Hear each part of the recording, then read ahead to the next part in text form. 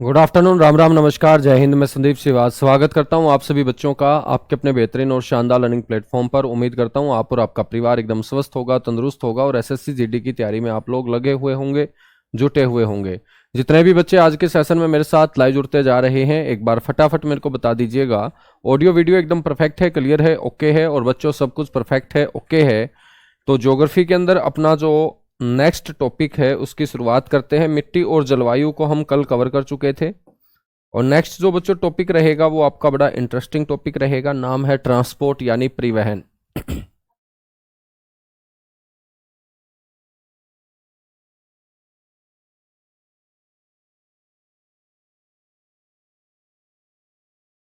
Transport यानी कि परिवहन।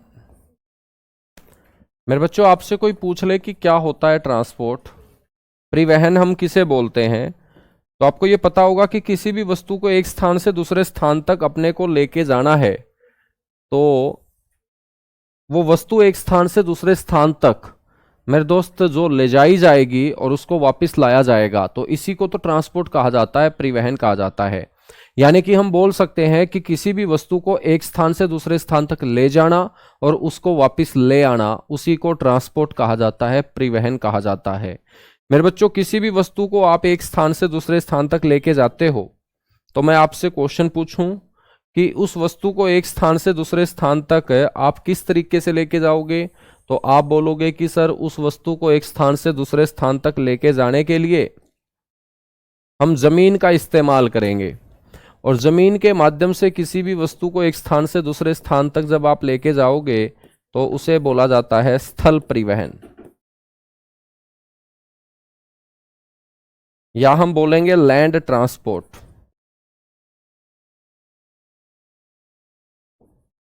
तो किसी भी वस्तु को एक स्थान से दूसरे स्थान तक जमीन के माध्यम से लेके जाना, उसको वापस लेके आना आपका क्या कहलाता है? लैंड ट्रांसपोर्ट कहलाता है।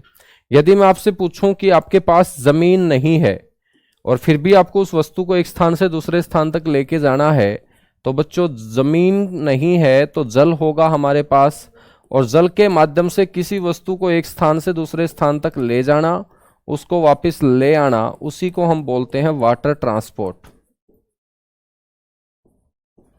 उसको हम क्या बोल देंगे? वाटर ट्रांसपोर्ट बोल देंगे। ठीक है। जब आपके पास ना जमीन है मेरे दोस्त, ना आपके पास जल है और फिर भी आपको वस्तु को एक स्थान से दूसरे स्थान तक लेके जाना है, तो बिना जमीन और बिना जल के आप उस वस्तु को एक स्थान से दूसरे स्थान तक लेके जाओगे फिर हवा के माध्यम से, और हवा के माध्यम से वस्तु को एक स्थान से दूसरे स्थान तक लेके जाना, उसको वापस लेके आना, वो कहलाता है आपका एयर ट्रांसपोर्ट यानी कि वायु परिवहन। तो बच्चों परिवहन जो होता है वो कितने टाइप का होता है? 3 टाइप का, क्योंकि किसी भी वस्तु को एक स्थान से दूसरे स्थान तक या तो आप जमीन के माध्यम से पहुंचा सकते हो या जल के माध्यम से पहुंचा सकते हो, और जमीन और जल नहीं है तो हमारे पास सिर्फ एक और माध्यम बचता है उस वस्तु को एक स्थान से दूसरे स्थान तक पहुंचाने के लिए। वो माध्यम हमारा होता है हवा, और हवा के माध्यम से किसी भी वस्तु को एक स्थान से दूसरे स्थान तक ले जाना, उसको वापिस ले आना क्या कहलाता है? एयर ट्रांसपोर्ट कहलाता है, वायु परिवहन कहलाता है। तो आपसे कोई पूछ ले कि वायु परिवहन, जल परिवहन, स्थल परिवहन ये किसके टाइप हैं, तो आप बोलेंगे ट्रांसपोर्ट के टाइप हैं। बच्चों इनमें सबसे इंपॉर्टेंट, इन तीनों में जो सबसे इंपॉर्टेंट है वो स्थल परिवहन है। इन तीनों में सबसे इंपॉर्टेंट है आपका स्थल परिवहन। सर सबसे इंपॉर्टेंट क्यों है? क्योंकि बिना जमीन के तो मेरे दोस्त किसी भी परिवहन का अस्तित्व ही नहीं होगा। यदि आप जमीन के माध्यम से किसी वस्तु को एक स्थान से दूसरे स्थान तक लेके जाना चाहते हो तो जमीन के ऊपर आपको क्या बनानी पड़ेंगी? सड़कें बनानी पड़ेंगी, और सड़क के माध्यम से जब आप वस्तु को एक स्थान से दूसरे स्थान तक लेके जाओगे तो वो आपका क्या कहलाएगा? सड़क परिवहन कहलाएगा। क्या कहलाएगा? सड़क परिवहन कहलाएगा। ठीक है बच्चों, हम बात करते हैं सड़क परिवहन के बाद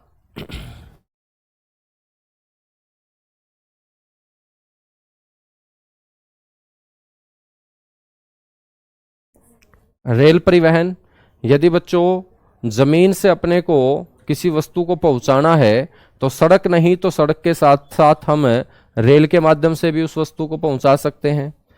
यदि ना तो सड़क से ना रेल से पहुंचाया जाए तो एक हमारे पास माध्यम होता है कि हम जमीन के नीचे क्या दबा दें, पाइप दबा दें, और पाइप के माध्यम से उन वस्तुओं को एक स्थान से दूसरे स्थान तक हम पहुंचा दें। और पाइप के माध्यम से वस्तुओं को एक स्थान से दूसरे स्थान तक पहुंचाना आपका क्या कहलाएगा, पाइप परिवहन कहलाएगा। लेकिन बच्चों पाइप परिवहन का जब भी हम इस्तेमाल करेंगे तो पाइप परिवहन सबसे अच्छा परिवहन होता है कौन से पदार्थों के लिए, तरल और गैसीय पदार्थों के लिए। तो तरल और गैसीय अवस्था वाले जो पदार्थ होंगे वो सबसे अच्छे तरीके से जो पहुंचाए जाते हैं वो पाइप के माध्यम से ही पहुंचाए जाते हैं। तो तरल व गैसीय पदार्थों के लिए ये सबसे अच्छा माध्यम होता है।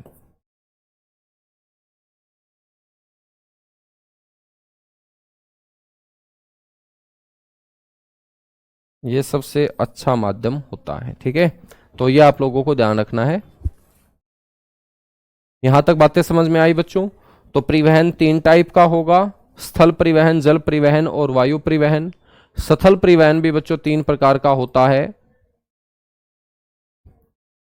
सड़क परिवहन, रेल परिवहन और पाइप परिवहन। तो मेरे दोस्त पाइप परिवहन सबसे अच्छा होता है किसके लिए, जो लिक्विड स्टेट में मेरे दोस्त पदार्थ होंगे, तरलीय अवस्था में पदार्थ होंगे, गैसीय अवस्था में पदार्थ होंगे। क्योंकि पाइप एक बार जमीन के नीचे दबा दी जाएगी, उसके बाद इस पाइप के माध्यम से तरल और गैसीय पदार्थों को एक स्थान से दूसरे स्थान तक हम आसानी से क्या है, पहुंचा सकेंगे, ठीक है। इस तरीके से ट्रांसपोर्ट हम पढ़ने वाले हैं मेरे बच्चों। हम सबसे पहले जो ट्रांसपोर्ट पढ़ेंगे वो होगा जल परिवहन। तो हेडिंग डालिएगा सारे के सारे बच्चे।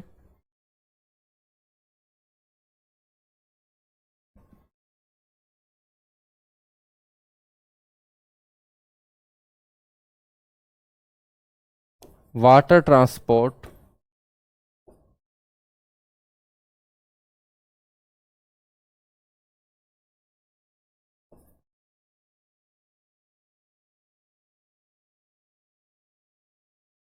यानी कि जल परिवहन,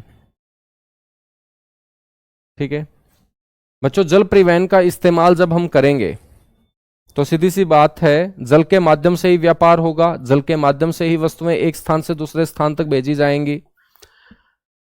जल परिवहन का जब भी हम इस्तेमाल करते हैं तो बच्चों जल मार्गों का इस्तेमाल किया जाएगा, और 2 तरीके के जल मार्गों का इस्तेमाल किया जाएगा। एक जल मार्ग को हम बोलेंगे सामुद्रिक जल मार्ग, सामुद्रिक जल मार्ग, ठीक है ना। सामुद्रिक जो जल मार्ग होंगे इनको इंग्लिश में हम बोलेंगे सी वाटरवे।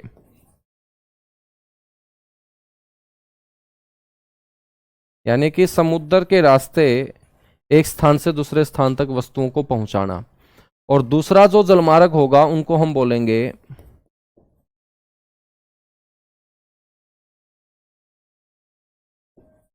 अंतर्देशीय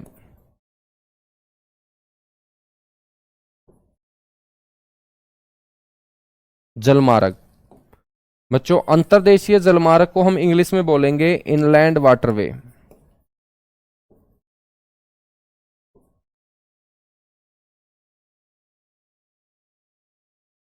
इनलैंड वाटरवे, ठीक है। ये सामुद्रिक जलमार्ग होंगे, ये अंतर्देशीय जलमार्ग होंगे। बच्चों जब भी हम सामुद्रिक जलमार्गों का इस्तेमाल करेंगे तो अपने को समुद्री जहाज को जहां पर खड़ा करना पड़ेगा उस जगह को हम बोलते हैं पोर्ट, यानी कि बंदरगाह। पोर्ट यानी कि बंदरगाह। बंदरगाह क्या होता है, बंदरगाह समुद्र के अंदर कम गहराई वाला वो क्षेत्र होता है जहां पर हम समुद्री जहाजों को आसानी से खड़ा करके बच्चों एक स्थान से दूसरे स्थान तक व्यापार कर सकते हैं। तो उस जगह को हम क्या बोलते हैं, पोर्ट बोलते हैं, बंदरगाह बोलते हैं, ठीक है। तो बच्चों पोर्ट यानी बंदरगाह। और इनलैंड जो वाटरवे होंगे ये जलमार्ग आपके नजर आएंगे नदियों के अंदर, और जो बड़ी बड़ी नहरें हैं,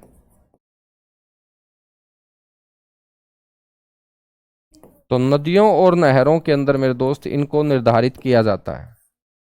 नदियों और नहरों के अंदर इनको निर्धारित किया जाता है। यदि हम बड़े बंदरगाहों का जिक्र करें, बंदरगाह जो है बच्चों वो हम दो तरीके के पढ़ेंगे। मेजर पोर्ट होंगे और माइनर पोर्ट होंगे।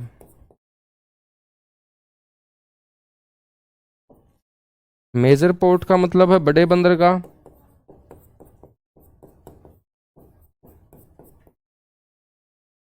और माइनर पोर्ट का मतलब है मेरे दोस्त छोटे बंदरगाह।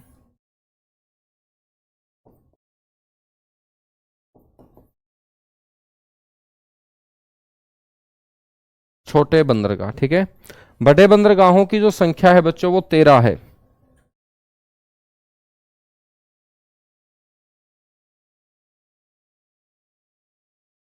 और छोटे बंदरगाहों की जो कुल संख्या है वो 200 से ज्यादा है।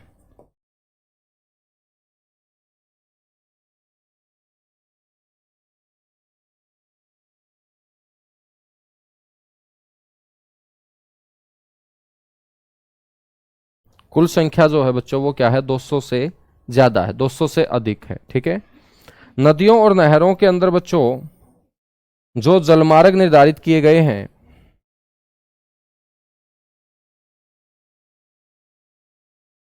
उनकी संख्या 6 है।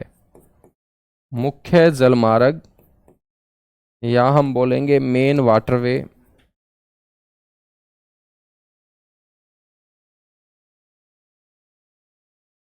इनकी संख्या कितनी है, 6 है, ठीक है।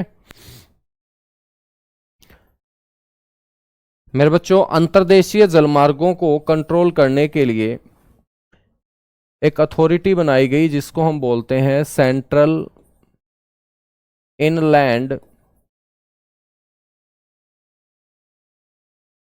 Waterway authority of India. तो नदियों और नहरों के अंदर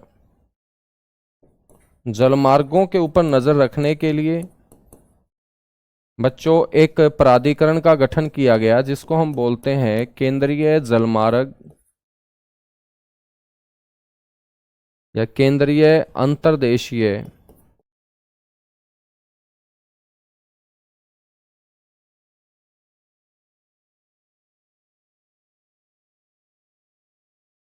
जलमार्ग प्राधिकरण,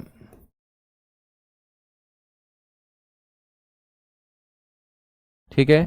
केंद्रीय अंतर्देशीय जलमार्ग प्राधिकरण। आपसे पूछा जाएगा कि इसकी जो स्थापना है वो कब की गई थी, तो मेरे दोस्त इसकी जो स्थापना है वो 1986 के अंदर की गई थी। इसकी जो स्टैब्लिशमेंट है वो कब की गई थी, 1986। और आपसे पूछ ले कि इस प्राधिकरण का जो मुख्यालय है वो कहां पर है, तो आप बोलेंगे वो नोएडा में है।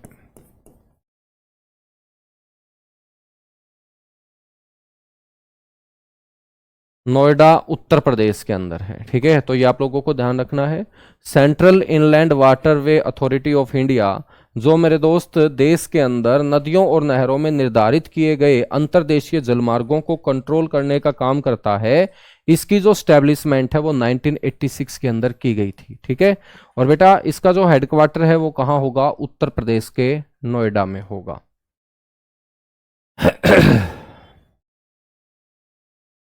ठीक है, एक बार फटाफट नोट कीजिएगा। तो हम सबसे पहले बंदरगाहों को पढ़ना स्टार्ट करेंगे, और बड़े बंदरगाह हैं 13, तो 13 के 13 बड़े बंदरगाहों को हम सबसे पहले कवर करेंगे। एक बार फटाफट नोट कीजिएगा।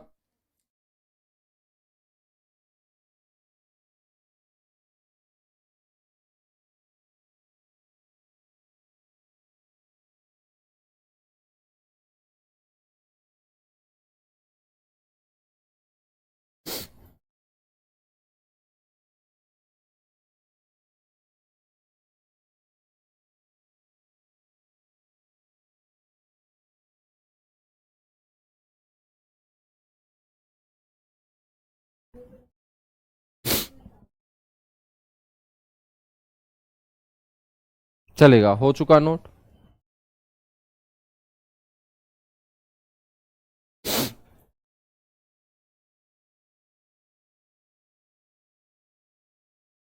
चलेगा, स्पीड बढ़ा देनी है क्या? फिर ठीक है।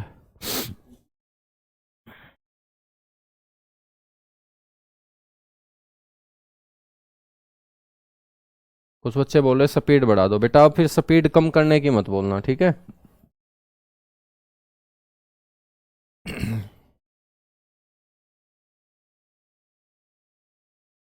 सबसे पहले हम पढ़ेंगे यहां पर एक बंदरगाह जिसका नाम है कांडला बंदरगाह।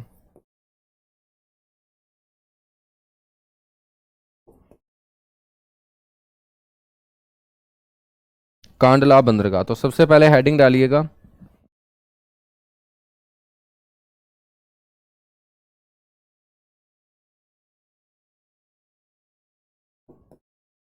बंदरगाह यानी कि पोर्ट।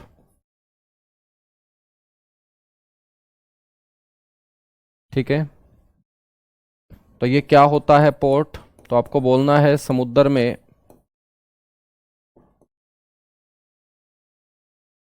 कम गहराई वाला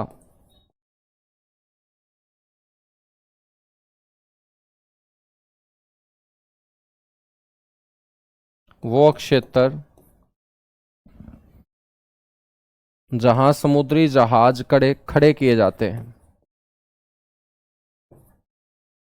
जहां समुद्री जहाज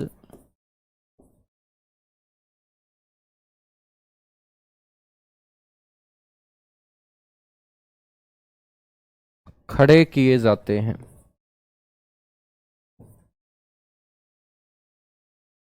ठीक है, उसको हम बोलते हैं पोर्ट। मैंने आप लोगों को बताया कि पोर्ट जो है बच्चों वो दो प्रकार के होंगे।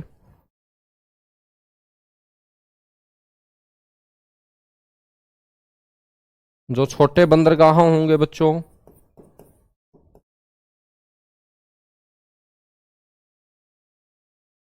और एक बड़े बंदरगाह होंगे। जो छोटे बंदरगाह होंगे उनका रखरखाव कौन करेगी? राज्य सरकार करेगी। तो ये भी जरूर आप लोगों को याद रखना है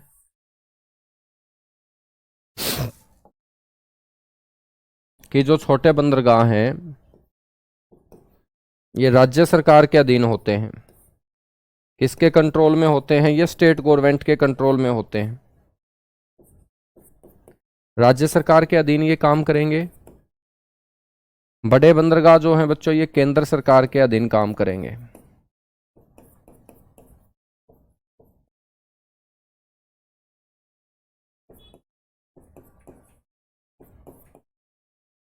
ठीक है, और बड़े बंदरगाहों की जो कुल संख्या है भारत में,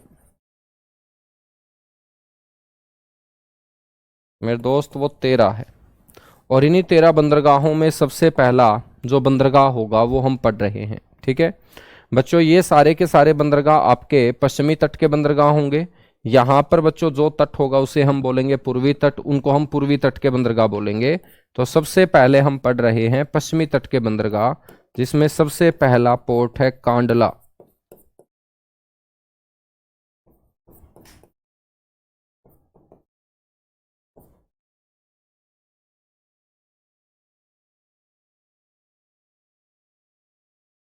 कांडला बंदरगाह। तो बच्चों आपसे पहले तो ये पूछा जाएगा कि कांडला बंदरगाह जो है वो कौन सी खाड़ी में स्थित है? तो आपको बोलना है ये कच्छ की खाड़ी में स्थित है।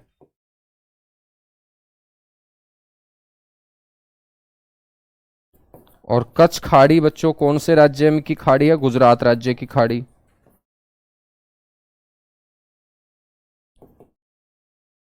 तो ये कच्छ खाड़ी गुजरात के अंदर क्या है? स्थित है कांडला बंदरगाह। आपसे कोई पूछ ले कि अब इसका नया नाम क्या हो चुका है, तो मेरे भाई इसका नया नाम हो चुका है दीनदयाल बंदरगाह। दीनदयाल उपाध्याय बंदरगाह के नाम से अब इसे जाना जाता है।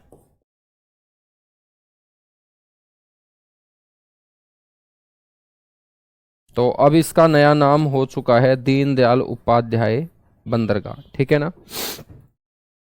कांडला जो बंदरगाह है ये बच्चों एक टाइडल पोर्ट है, एक जवारीय बंदरगाह भी है। ये एक टाइडल पोर्ट है जिसको हम बोलेंगे ज्वारीय बंदरगाह। बच्चों टाइडल पोर्ट है तभी तो इसको फ्री ट्रेड जोन घोषित कर रखा है। फ्री ट्रेड जोन पोर्ट बच्चों आपकी कौन सी होगी, वो यही बंदरगाह होगी। तो इसको फ्री ट्रेड जोन पोर्ट घोषित कर रखा है, या हम बोल सकते हैं मुक्त व्यापार,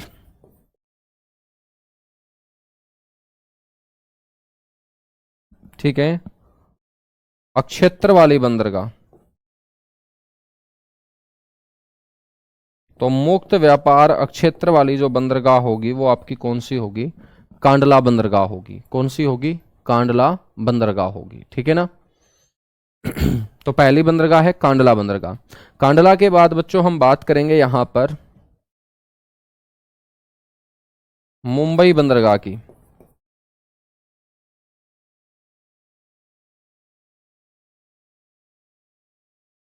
ठीक है, तो दूसरे नंबर पे नोट कीजिएगा फटाफट।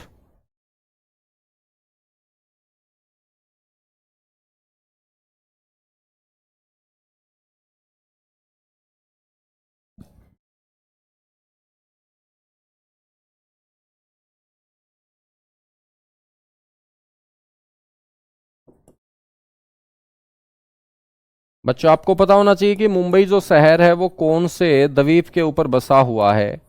तो आप सारे के सारे बोलेंगे कि सालसेट द्वीप के ऊपर बसा हुआ है। तो मेरे दोस्त मुंबई बंदरगाह भी आपकी कौन से द्वीप के ऊपर बनी हुई बंदरगाह होगी, तो हम बोलेंगे सालसेट द्वीप के ऊपर।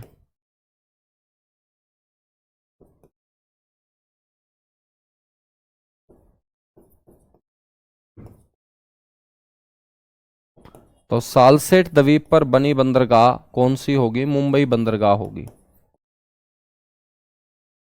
ठीक है। बच्चों मुंबई बंदरगाह एक कैसी बंदरगाह है, ये एक नेचुरल पोर्ट है, यानी कि प्राकृतिक बंदरगाह है।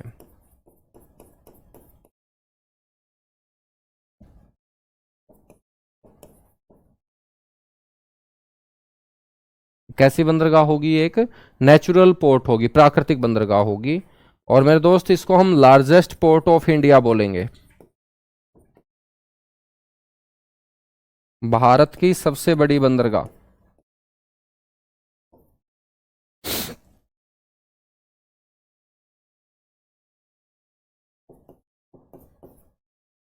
भारत की सबसे बड़ी बंदरगाह बच्चों कौन सी है, मुंबई बंदरगाह है, ठीक है ना। अब ये जो मुंबई बंदरगाह हम पढ़ रहे हैं बच्चों, ये बहुत बड़ी बंदरगाह है। और इस बंदरगाह के बोझ को कम करने के लिए इसके पास में एक और बंदरगाह बनाई गई, जिसको बोला जाता है नहावा शोवा बंदरगाह।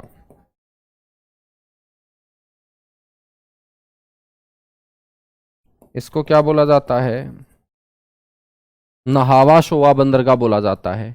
तो तीसरे नंबर पे बच्चों हम बात करेंगे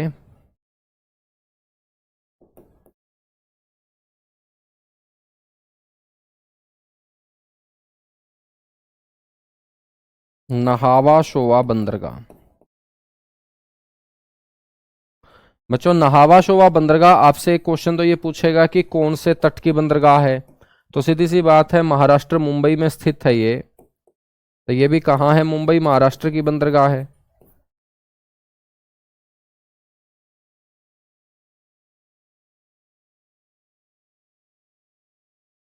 और मुंबई महाराष्ट्र के अंदर इसको बनाया गया था मुंबई बंदरगाह के बोझ को कम करने के लिए।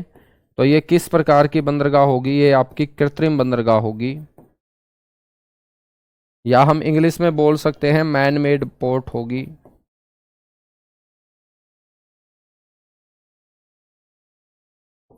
ठीक है, नहावा सोवा बंदरगाह मेरे दोस्त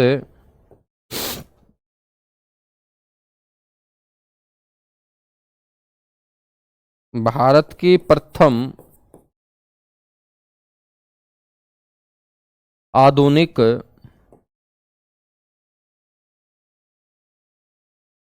कंप्यूटराइज्ड बंदरगाह है बच्चों।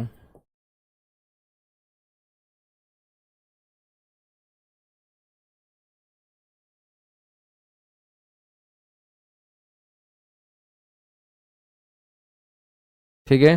तो भारत की प्रथम आधुनिक कंप्यूटराइज्ड बंदरगाह है आपकी नहावा शोवा बंदरगाह, और नहावा शोवा बंदरगाह का नाम बदलकर कर दिया गया है जवाहरलाल नेहरू बंदरगाह। तो इसका दूसरा नाम क्या है मेरे दोस्त?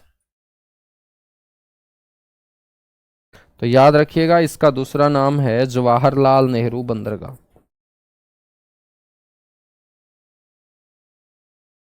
इसको जवाहरलाल नेहरू पोर्ट के नाम से भी जाना जाता है। ठीक है ना, याद रखेंगे, फटाफट नोट कीजिएगा, उसके बाद आगे बढ़ेंगे बच्चों। फटाफट डन लिखिएगा, सारी की सारी बंदरगाहें आज की क्लास में ही कवर करेंगे हम।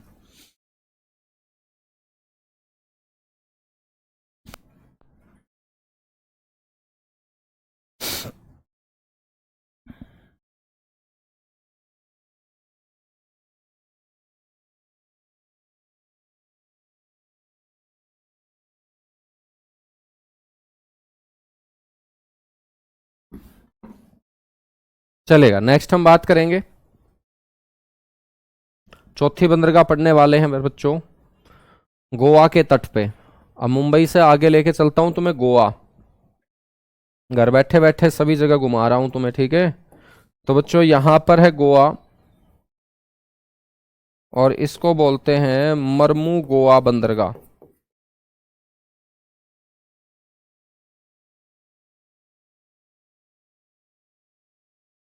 तो चौथी बंदरगाह लिखिएगा,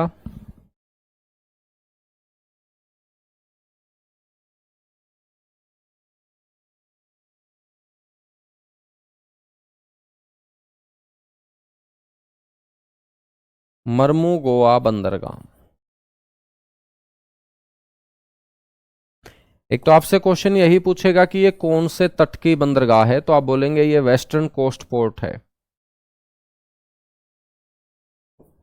पहला पॉइंट तो आपको नोट करना है कि ये वेस्टर्न कोस्ट पोर्ट है। मेरे दोस्त पश्चिमी तट बंदरगाह है ये।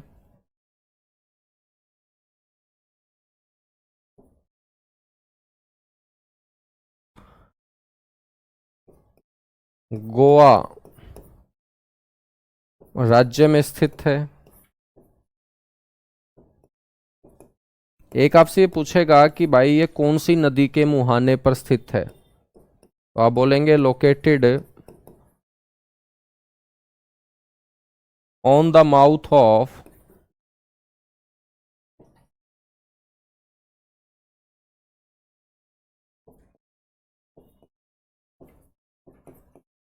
जुआरी रिवर।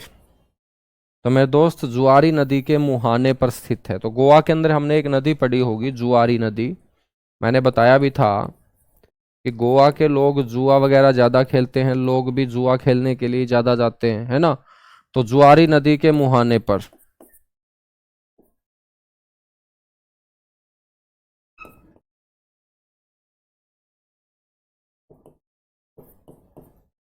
स्थित है बच्चों मरमू गोवा बंदरगाह। मरमू गोवा के बाद आपको ध्यान रखना है न्यू मैंगलोर।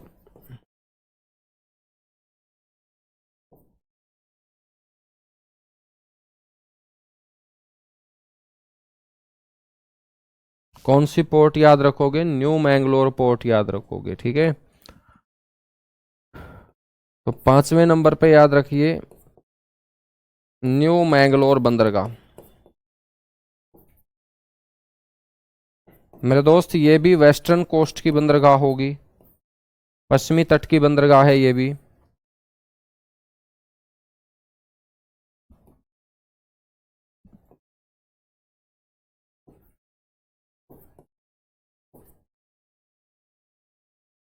ये पश्चिमी तट के ऊपर स्थित होगी।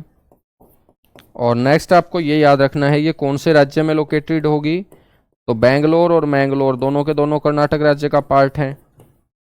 तो बच्चों कर्नाटक राज्य में ये क्या होगी, स्थित होगी, लोकेटेड इन कर्नाटका स्टेट। ये आपको ध्यान रखना है, कर्नाटक राज्य के अंदर ये क्या है, अस्थित है। न्यू मैंगलोर बंदरगाह जो है ना वो किसके लिए जानी जाती है बच्चों, लो अयस्क के निर्यात के लिए।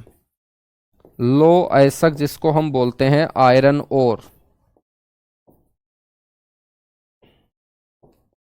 तो लौह अयस्क का जो निर्यात है दूसरे देशों में,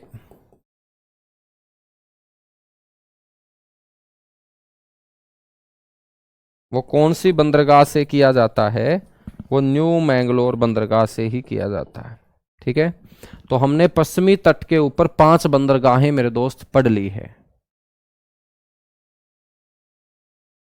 नेचुरल पोर्ट का मतलब है जो हमें प्रकृति से ही मिली हो, जिनको किसी इंसान ने तैयार नहीं किया, बल्कि प्रकृति ने ही मेरे दोस्त समुद्र के साथ लगता एक ऐसा क्षेत्र तैयार करके दे दिया जहां पर समुद्री जहाज खड़े होकर कम गहराई वाले उस जल के अंदर बच्चों आराम से सामान को उतार सकते हैं और लाद सकते हैं।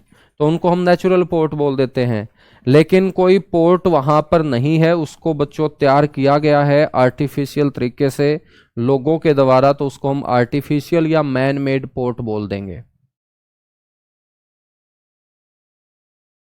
ठीक है, चलेगा। उसके बाद हम बात करते हैं पश्चिमी तट के ऊपर 6 बंदरगाहों में छठी बंदरगाह कौन सी है? उसका नाम है कोचिन।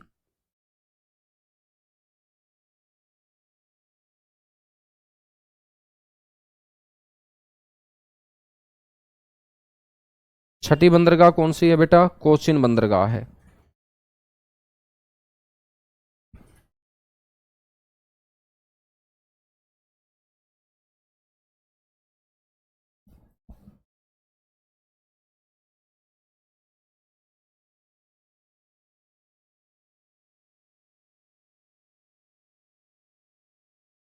कोचिन पोर्ट।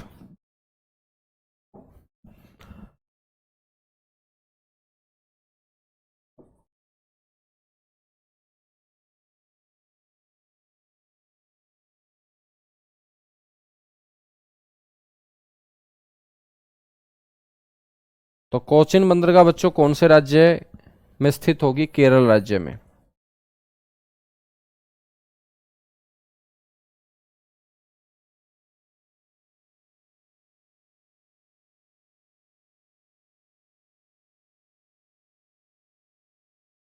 केरल राज्य में स्थित। और केरल राज्य के तट को हम क्या बोलते हैं? मालाबार तट। तो हम ये भी बोल सकते हैं मालाबार तट पर स्थित बंदरगाह।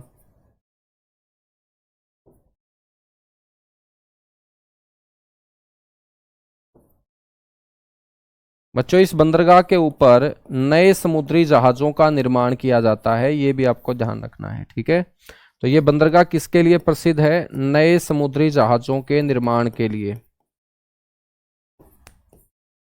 नए समुद्री जहाजों के निर्माण के लिए, नए समुद्री जहाजों के निर्माण के लिए बच्चों ये क्या होगी सर? प्रसिद्ध होगी। ये आप लोगों को याद रखना है, बड़ा इंपॉर्टेंट है। नए समुद्री जहाजों के निर्माण के लिए कौन सी बंदरगाहों को जाना जाता है? कोचीन बंदरगाह को जाना जाता है। बच्चों जो यहाँ पर नई बंदरगाहों का निर्माण किया जाता है उसे हम बोलते हैं कोचिन शिपयार्ड। और आपसे कोई पूछ ले कि कोचिन शिपयार्ड की जो स्थापना है वो कब हुई थी?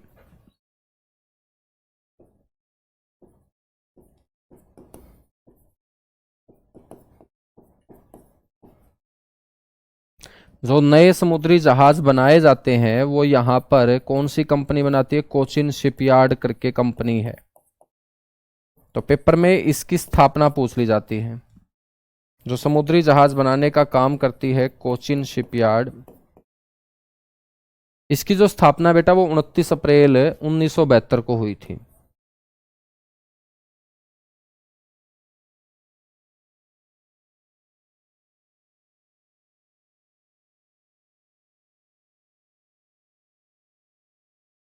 ठीक है, तो 6 बंदरगाह हम पढ़ चुके हैं और ये कौन सा कोस्ट होगा हमारा? वेस्टर्न कोस्ट होगा। ठीक है ना, वेस्टर्न कोस्ट होगा। तमिलनाडु का जो तट होता है वो मालाबार नहीं होता बेटा, उसको हम बोलते हैं कोरोमंडल तट। क्या बोलते हैं उसको? हम कोरोमंडल तट बोलते हैं। ठीक है,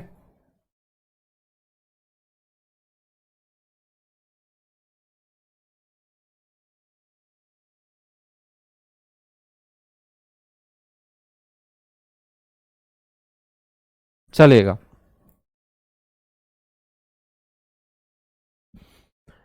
अब हम बात करेंगे जो हमारा ईस्टर्न कोस्ट है, पूर्वी तट है, तो उस पूर्वी तट के ऊपर कौन कौन सी बंदरगाह हैं। तो 6 बंदरगाह तो हमने पढ़ ली पश्चिमी तट के ऊपर। अब हम बात करेंगे पूर्वी तट की बंदरगाहों के बारे में।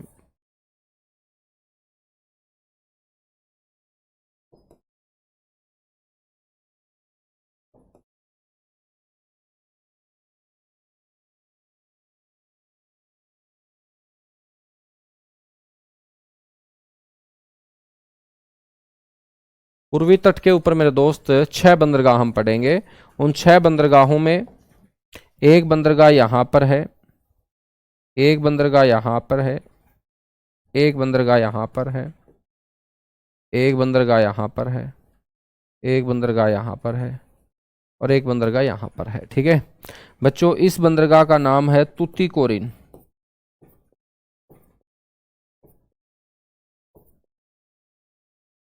इसको हम बोलते हैं तूतीकोरिन बंदरगाह। तूतीकोरिन बंदरगाह के ठीक ऊपर है बच्चों चेन्नई बंदरगाह।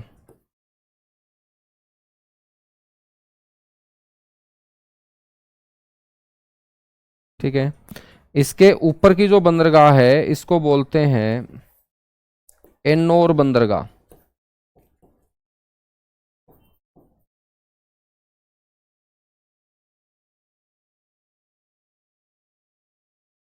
मेरे दोस्त ये जो बंदरगाह है इसका नाम है विशाखापट्टनम। विशाखापट्टनम बंदरगाह। ठीक है, तो इसका नाम है विशाखापट्टनम बंदरगाह। विशाखापट्टनम बंदरगाह के ठीक ऊपर है पाराद्वीप।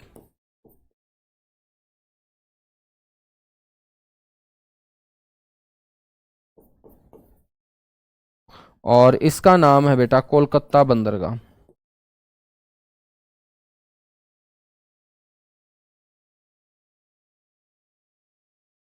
तो 6 हमने इस साइड पढ़ी है और 6 हम पढ़ेंगे बच्चों राइट हैंड साइड की तरफ। ठीक है ना, राइट हैंड साइड की तरफ।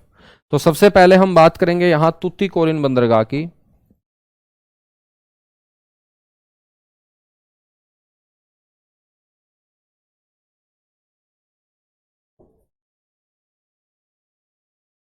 तो एक पॉइंट तो याद रखेंगे कि तूतीकोरिन बंदरगाह जो है वो कौन से राज्य में स्थित है, तमिलनाडु राज्य में।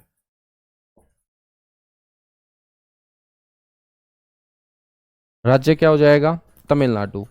और बेटा इसका जो नाम है ना वो क्या बदल कर दिया है,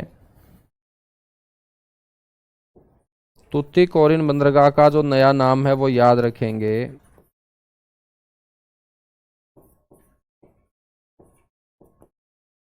चिदम्बरनार पोर्ट।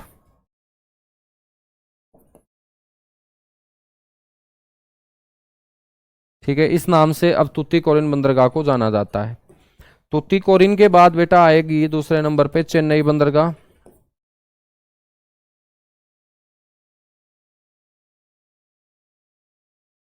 और आपकी चेन्नई बंदरगाह भी कौन से राज्य में होगी, तमिलनाडु में।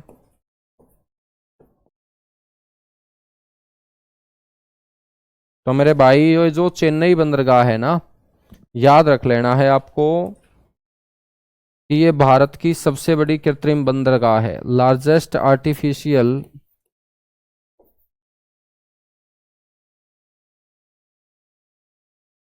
पोर्ट, भारत की सबसे बड़ी कृत्रिम बंदरगाह।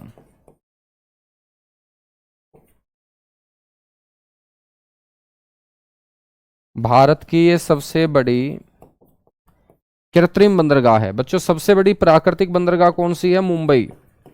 लेकिन सबसे बड़ी कृत्रिम बंदरगाह आपसे पूछ रहे तो आप क्या बोलेंगे, चेन्नई। ठीक है, तो भारत की सबसे बड़ी ये कृत्रिम बंदरगाह होगी चेन्नई बंदरगाह। ठीक है, उसके बाद तीसरे नंबर पे आ जाती है एन्नोर बंदरगाह।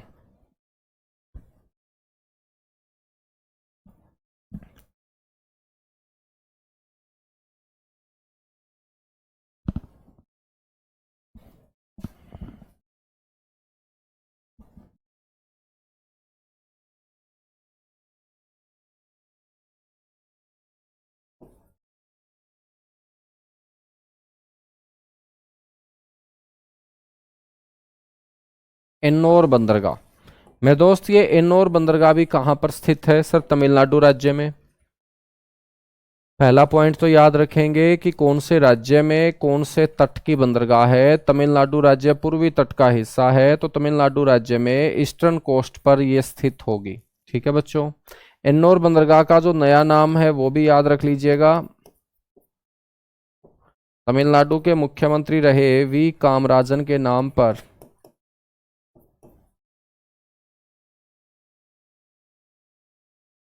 इसको वी कामराजन पोर्ट के नाम से भी जाना जाता है।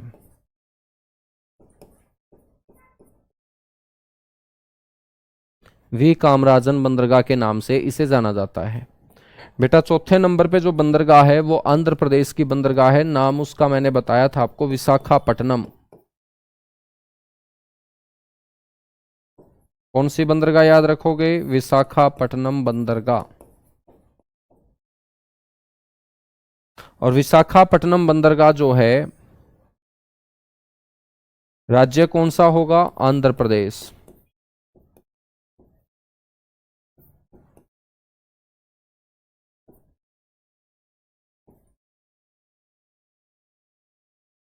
ठीक है, आंध्र प्रदेश राज्य में क्या है स्थित? आंध्र प्रदेश राज्य में क्या है स्थित?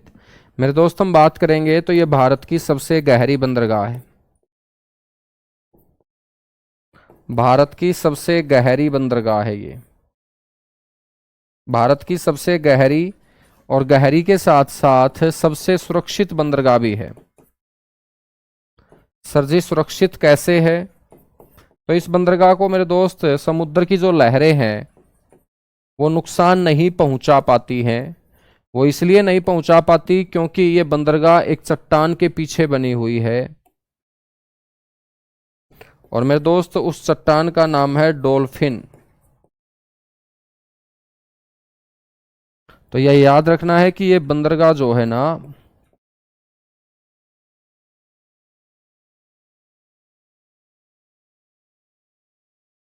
डॉल्फिन नोज चट्टान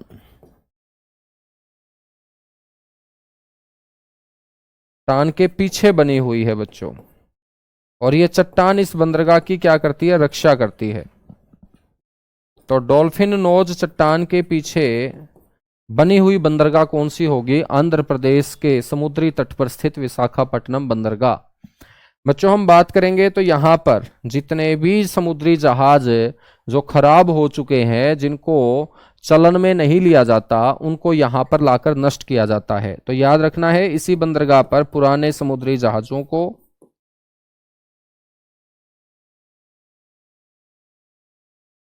पुराने समुद्री जहाजों को बच्चों क्या किया जाता है? नष्ट किया जाता है। और जहां पर जहाजों को नष्ट किया जाए उस जगह को हम कब्रिस्तान बोल सकते हैं। तो बच्चों ये जो विशाखापट्टनम बंदरगाह हम पढ़ रहे हैं, इस विशाखापट्टनम बंदरगाह को हम जहाजों का कब्रिस्तान भी बोल देंगे। तो विशाखापट्टनम बंदरगाह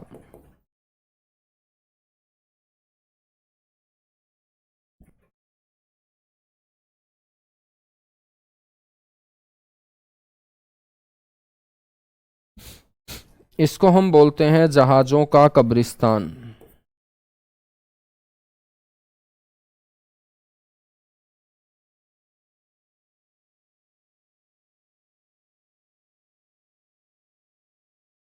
ठीक है, या मेरे दोस्त इसे हम बोल सकते हैं ग्रेवयार्ड ऑफ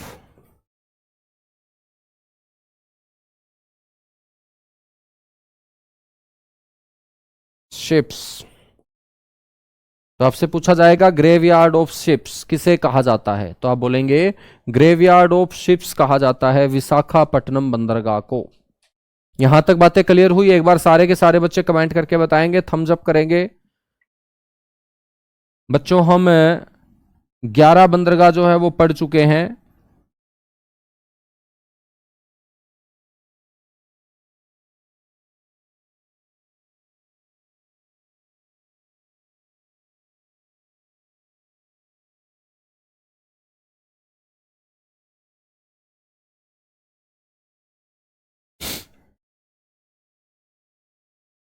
बहुत बढ़िया, शानदार, जबरदस्त, सब कुछ क्लियर हो चुका है। विशाखापट्टनम बंदरगाह के बाद बच्चों पूर्वी तट की जो अगली बंदरगाह होगी वो होगी आपकी पाराद्वीप बंदरगाह।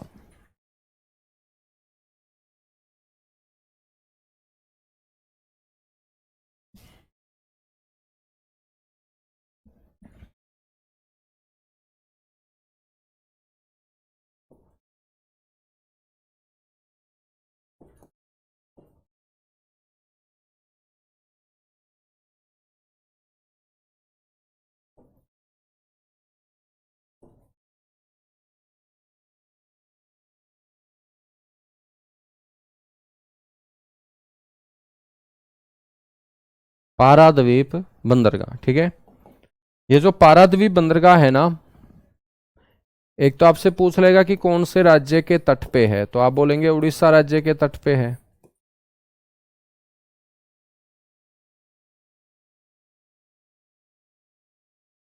तो ये कहां पर लोकेटेड होगी? On the coast of Orissa state. दूसरा मेरे दोस्त आपको ध्यान रखना है, यहां से लो एसक का निर्यात होता है।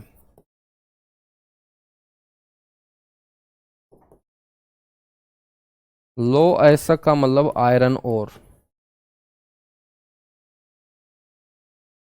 और ये जो निर्यात किया जाता है ये कौन से देश को? जापान देश को। यहां से कच्चा लोहा जो है बच्चों वो जापान देश को भेजा जाता है समुद्र के रास्ते इस बंदरगाह से। आपसे क्वेश्चन पूछ लेगा कि बताइएगा कौन सी बंदरगाह से जापान को कच्चे लोहे का निर्यात किया जाता है, तो आप बोलेंगे पाराद्वीप बंदरगाह से। और लास्ट बंदरगाह है मेरे दोस्त, लास्ट तो क्या बोलेंगे हम, 12 नंबर बंदरगाह बोलेंगे, कोलकाता बंदरगाह।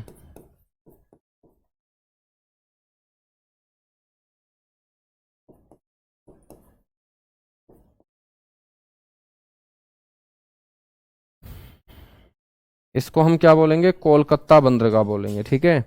तो आपसे कोई पूछ रहे कि कोलकाता जो बंदरगाह है अब इसे किस नाम से जाना जाता है, तो मेरे बच्चों इसका नया नाम है श्यामा प्रसाद मुखर्जी बंदरगाह। श्यामा प्रसाद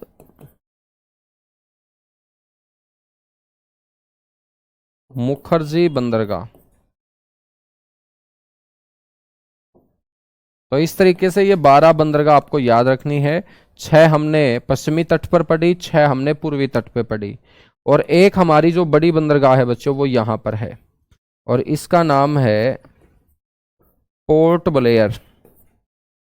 बच्चों पोर्ट का मतलब ही बंदरगाह होता है, तो इसका मतलब ये क्या है, एक बंदरगाह है, तभी इसका नाम क्या है? पोर्ट ब्लेयर, ठीक है। तो इसको हम बोलेंगे port Blair port, port Blair बंदरगाह। तो एक हमारी बड़ी बंदरगाह होगी पोर्ट ब्लेयर।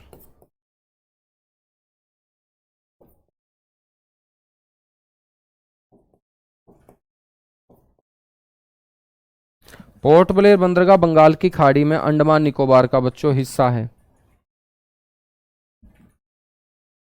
और जितने भी हमारे आइलैंड है उन आइलैंड में बच्चों सबसे बड़ी बंदरगाह कौन सी है? यही है। तो द्वीपों की सबसे बड़ी बंदरगाह, जितने भी टोटल नंबर ऑफ आइलैंड है इंडिया में, तो बच्चों उनकी सबसे बड़ी बंदरगाह कौन सी है? आपकी पोर्ट ब्लेयर बंदरगाह है।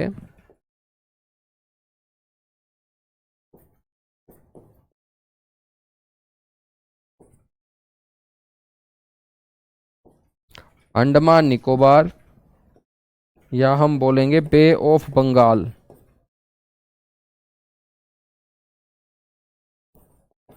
बंगाल की खाड़ी में बच्चों क्या होगी? ये स्थित होगी। बंगाल की खाड़ी में ये क्या होगी? स्थित होगी, ठीक है ना। बेटा श्यामा प्रसाद मुखर्जी वो टनल है, वो सुरंग है, ये बंदरगाह है, ठीक है ना। तो दोनों बातों में क्या होगा? अंतर होगा, डिफरेंस होगा ना, दोनों बातों में अंतर होगा, ठीक है। दोनों बातों में क्या होगा? अंतर होगा।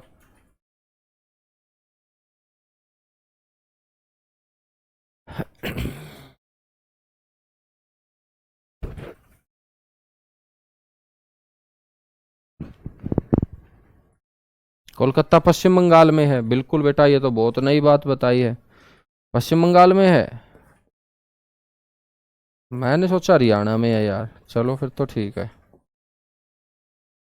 ये भाई इस बच्चे ने बताया पश्चिम बंगाल में, तो पश्चिम बंगाल लिख लेना, ठीक है। कोलकाता कहाँ है? पश्चिम बंगाल में।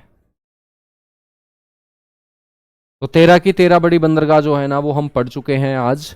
और कल हम पढ़ेंगे बच्चों नेशनल वाटरवे, राष्ट्रीय जलमार्ग। यानी कि अपने देश भारत के अंदर राज्यों के बीचों बीच जो नदियां बहती होंगी या बच्चों बड़ी बड़ी नहरें होंगी, तो उन नदियों और नहरों के अंदर जो छोटे छोटे समुद्री जहाज उतार दिए जाते हैं एक राज्य से दूसरे राज्य की तरफ सामान को लेके जाने के लिए, उन सारे के सारे जलमार्गों को हम नेशनल वाटरवे बोलेंगे, ठीक है। 10 क्वेश्चन चलेगा, कल क्वेश्चन भी मैं आप लोगों के लिए लेके आऊंगा कि यहां से कैसे क्वेश्चन आपके एग्जाम में पूछे गए हैं, तो मैं आपको 9-10 क्वेश्चन भी कल लिखवाऊंगा, ठीक है। यह वादा रहा मेरा आपसे। तो कीजिएगा नोट। पेपर में क्वेश्चन आते हैं, बिल्कुल आते हैं बेटा, ये पेपर में ही आएंगे, और ये आपकी शादी में थोड़ी आएंगे शगुन के रूप में, ये क्वेश्चन के रूप में ही तो आएंगे पेपर में। क्या बात है, तुम इतने छोटे बच्चे हो क्या, तुम्हें ये नहीं पता कि ये कहाँ आएंगे? ये पेपर में ही पूछे जाएंगे, इसलिए बताया जा रहा हूं।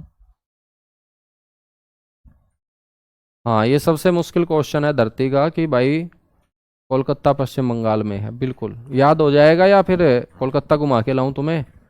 हो जाएगा, ठीक है फिर, ओके, थैंक यू।